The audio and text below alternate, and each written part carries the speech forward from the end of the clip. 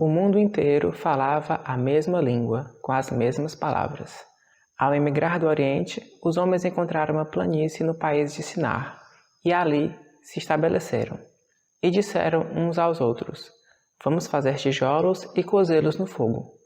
Utilizaram tijolos em vez de pedras e piche no lugar de argamassa. Disseram: vamos construir uma cidade e uma torre que chega até o céu, para ficarmos famosos e não nos dispersarmos pela superfície da terra. A Torre de Babel é um dos eventos mais conhecidos do Gênesis, o primeiro livro da Bíblia cristã. E por mais que a história pareça um mito, ela pode ter sim um fundo de verdade. Isso porque arqueólogos e estudiosos, no geral, acreditam que a Torre de Babel era um zigurate, que era uma tipologia arquitetônica muito comum e muito importante na Mesopotâmia, que é uma região no Oriente Médio, no atual Iraque, que concentrou algumas das primeiras civilizações da história da humanidade. No vídeo de hoje, vamos fazer o nosso melhor para responder à pergunta: a Torre de Babel realmente existiu? E você é novo por aqui, não se esqueça de se inscrever no canal. Eu falo aqui de história da arte, tem muito conteúdo bacana e você não vai se arrepender. Curta o vídeo e compartilhe com as pessoas que também gostam desse assunto. O livro de Gênesis abrange milhares de anos da história dos hebreus. No momento da construção da Torre de Babel, eles viviam em Sinar, que equivale à região da Mesopotâmia, terra que é um dos berços do que podemos chamar de civilização. Esse nome vem do grego meso, que significa meio, e potamo, significa rios. Então, Mesopotâmia significa entre rios, e de fato eram dois rios, o rio Tigre e o rio Eufrates. A Mesopotâmia compreendeu vários povos diferentes, que construíram civilizações ao longo de milênios antes de Cristo. A mais famosa dessas civilizações foi o Império Babilônico, cuja capital, Babilônia, se tornou uma das maiores cidades da antiguidade. A cidade da Babilônia não existe mais, e pouquíssimas ruínas sobraram do sítio arqueológico de Babilônia. Mas um elemento se destaca: uma grande vala, em que os estudiosos acreditam ficava a principal construção da cidade, um zigurate. Então, quer dizer que a Torre de Babel se tratava de um zigurate? Provavelmente sim, mas então, o que é um zigurate? Zigurates eram os maiores e mais sagrados edifícios nas cidades da Mesopotâmia. Eram construídos com interior maciço, composto de tijolos de barro, compondo literalmente uma montanha de barro, em formato de pirâmide escalonada. As fachadas do enorme edifício, por sua vez, eram trabalhadas em tijolos cozidos, bem mais resistentes do que as que ficavam na parte interior do zigurate. Mas mesmo assim, esses materiais eram relativamente frágeis e não sobreviveram aos milênios, diferente, por exemplo, das pirâmides de Gizé, no Egito, que apesar de serem mais antigas do que muitos zigurates, eram feitas de pedra e a pedra resistiu.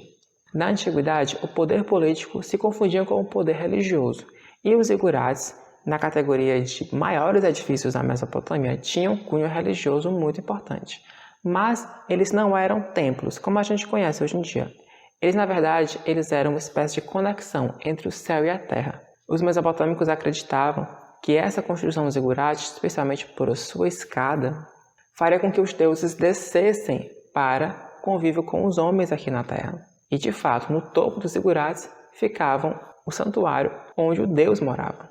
Então, o zigurate que possivelmente serviu de inspiração para a história da Torre de Babel era o zigurate de Etemenanque, dedicado ao deus Marduk na cidade de Babilônia.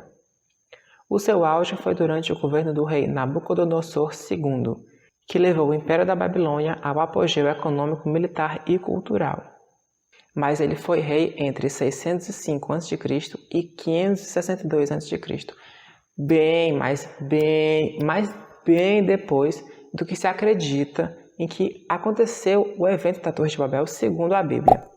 Então quer dizer que esse não é o nosso zigurate? Bom, na verdade, essa tipologia de edifício existia na Mesopotâmia há milhares de anos. E esse mesmo zigurate foi construído, destruído e reconstruído algumas vezes.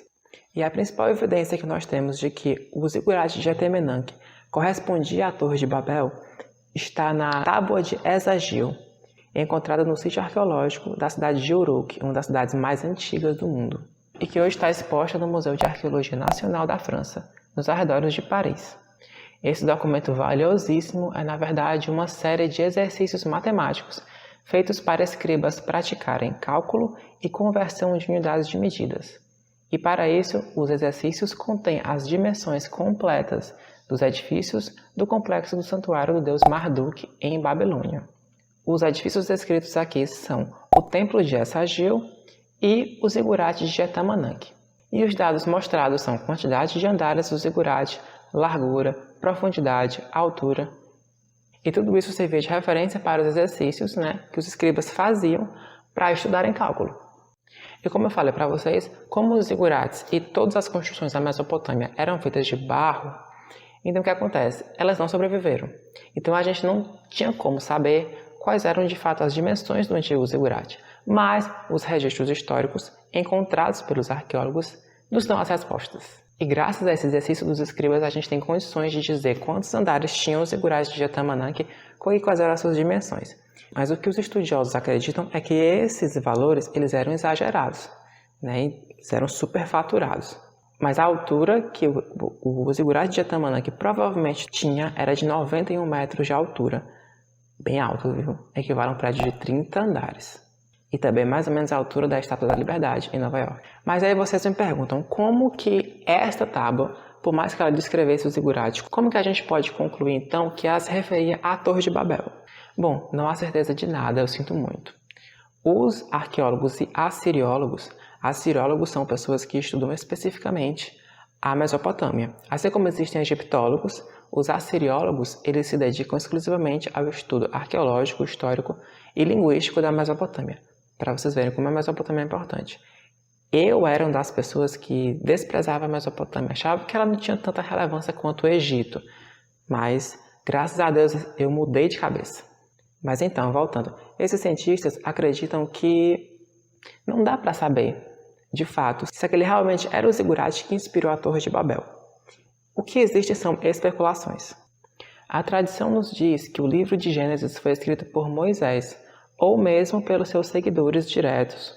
Mas o mais provável é que o Gênesis seja uma compilação de contos tradicionais dos hebreus, que pode ter sido organizado mais recentemente, por volta do século VI ou V a.C. O que se acredita então é que a Torre de Babel era uma dessas histórias, era uma fábula contada do momento em que os hebreus estavam na Babilônia. No século VI a.C., o rei da Babilônia, Nabucodonosor II, invadiu o reino de Judá e a cidade de Jerusalém e levou como escravos os hebreus, /judeus, /israelitas, que neste vídeo a gente vai juntar como se fosse uma coisa só. Não é, mas a gente vai, só para efeito prático, a gente vai considerar como se fosse uma coisa só. O povo de Deus, que seguia a religião judaica, que seguia Javé e tudo mais. Esse povo foi levado como escravos para a Babilônia. E esse momento histórico a gente conhece como exílio na Babilônia. Lá eles se depararam com uma cidade absolutamente gigante, super cosmopolita, que se falavam vários idiomas diferentes. Falava assírio, acádio, se escrevia em sumério, falava-se aramaico e, principalmente, existiam vários deuses. Isso por si só já era absurdo para os judeus, porque os judeus sempre foram monoteístas. Enquanto que na Mesopotâmia, na Babilônia especificamente, existia um panteão de deuses. Mas o mais absurdo de tudo era a construção do zigurate de Etamananque. Quando eles chegaram lá, num terreno plano, e viram a reconstrução, na verdade, do zigurate de Etamananque, um negócio que tinha 90 metros de altura, gente, eles devem ter ficado abismadíssimos com aquilo. E pelos motivos que levaram à construção do zigurate, que o zigurate era uma ponte entre o céu e a terra. Aquilo para eles era um absurdo dos absurdos, não poderia ser considerado uma arrogância muito grande. O homem tentar chegar até os céus. Então, como a gente pode ver, uma série de elementos da história da Torre de Babel na Bíblia tem paralelas com a situação em que os hebreus se encontravam enquanto estavam no cativeiro da Babilônia. Primeiro, o material com o qual a torre foi erigida, e disseram uns aos outros: vamos fazer tijolos e cozê-los no fogo.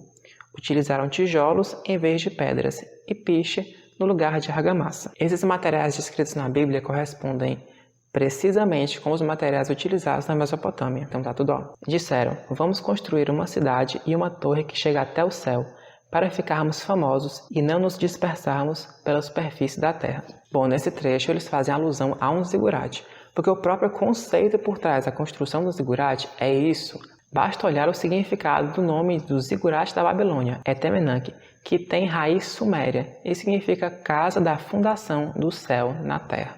Javé desceu para a cidade e a torre que os homens estavam construindo. E Javé disse: eles são um povo só e falam uma só língua. Isso é apenas o começo de seus empreendimentos. Agora, nenhum projeto será irrealizável para eles. Vamos descer e confundir a língua deles, para que um não entenda a língua do outro. Bom, aqui a seara da especulação aumenta ainda mais. Então, eles podem ter usado toda essa questão da construção de um edifício que chegasse até o céu e que eles achavam absurdo aquilo ali. Eles podem ter usado aquilo para criar uma história com lição de moral para dizer: sejam humildes perante Deus, sejam humildes perante Javé. Javé os espalhou daí por toda a superfície da terra, e eles pararam de construir a cidade. Por isso, a cidade recebeu o nome de Babel, pois foi aí que Javé confundiu a língua de todos os habitantes da terra, e foi daí que ele os espalhou por toda a superfície da terra. Bom, segundo a tradição da Bíblia, Javé ficou muito irritado com isso e confundiu a língua de todas as pessoas que trabalhavam na construção da Torre de Babel. Com isso, a torre não foi concluída e a cidade de Babel foi abandonada. De fato, a cidade da Babilônia ela foi abandonada algumas vezes ao longo da história, antes mesmo de Nabucodonosor II. E depois, de fato, ela foi abandonada de vez. E a cidade deixou, literalmente, de existir. Mas aí vocês devem pensar, mas a imagem que nós temos da Torre de Babel é uma coisa meio cilíndrica, meio uma base redonda, não uma base quadrada, uma pirâmide escalonada, como eu estou falando aqui nesse vídeo. Gente, essa imagem foi criada na Europa no século XVI por Pieter Bruegel, um pintor flamengo.